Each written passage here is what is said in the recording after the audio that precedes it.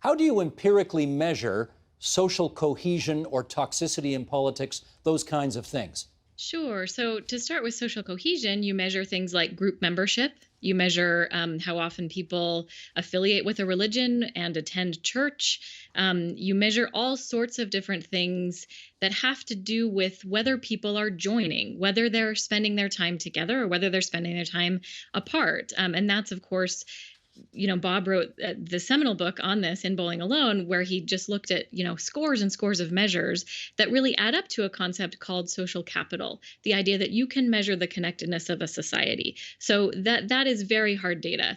When it comes to politics, measuring polarization, you might measure things like how often Republicans in Congress support the bills and legislation presented by Democrats.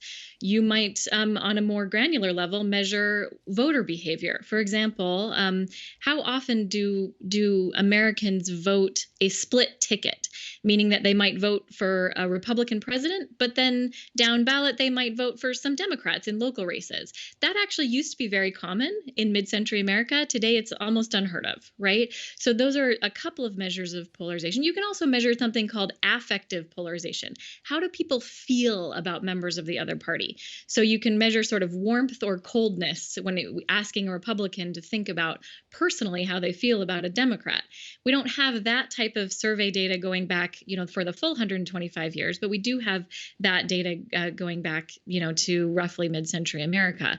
So there are lots of different ways. And then, of course, one of the most interesting things that we address is culture.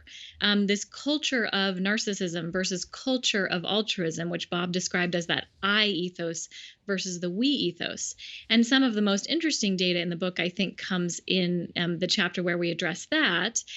And one of the most interesting data sets that Bob discovered to measure culture was something called N-gram data. So that's data that measures the frequency of different words that have been used in all books published in the English language over time. So Google has actually digitized millions upon millions of books published over a long stretch of time in the English language. And you can actually measure the frequency of different words as they appear in those books. And you can measure the relative frequency of the pronoun I versus the pronoun we.